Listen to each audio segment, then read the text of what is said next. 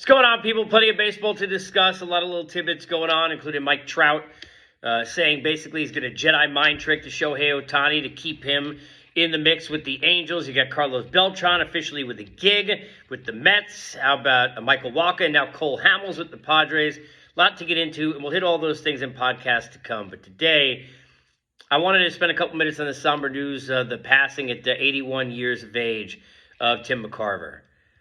I never met Tim McCarver. I had the pleasure of meeting Vince Scully multiple times, getting to meet some of the folks who have kind of paved the way and been voices of my childhood, and way before my career began, when I was just sitting there as a diehard baseball fan dreaming of being out on a ball field and walking into a stadium.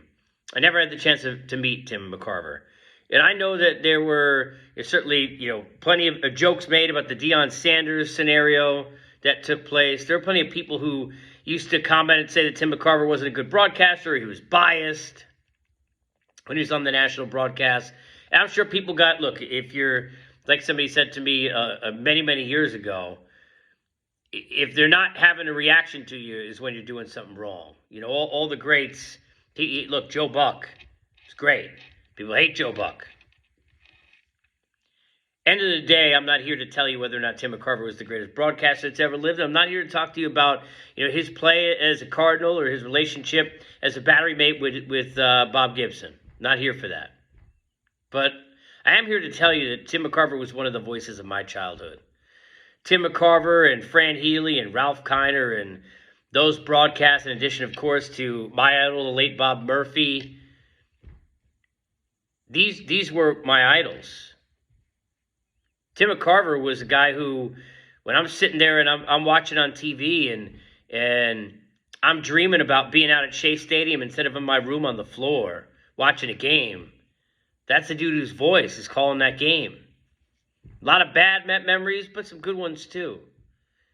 And I don't know Tim's family, but I feel for them. I didn't meet Tim, but I hear he's a terrifically nice guy.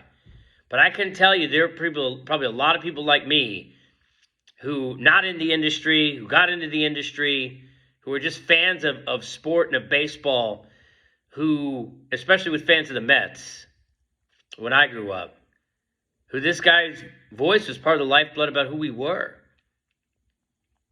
Team was tied to so many childhood moments and memories that I have as a kid. And Tim's voice tied to a lot of those. So I felt something when I heard about his passing, and I feel like that's the greatness of, and I said this when Vin passed, that's the greatness about, what at a Z level I got to do for 18 years, but these guys are these indelible voices in your homes, and guys like Howie and Brendan, who you get to know a little bit, and I admire both, and guys like Gary Cohen, guys wherever you live who are those voices for you. The ways you hear the anecdotes about players, the way you learn the game, the way you feel those feelings about that sport. It's a different thing. So I always say, how can you not be romantic about baseball, that famous line? Well, for Tim McCarver, it's one of those guys who helped me as a kid to be romantic about baseball. And for that, I say thank you. And all the best vibes in celebrating his life to his family and those who knew him. And he'll be missed.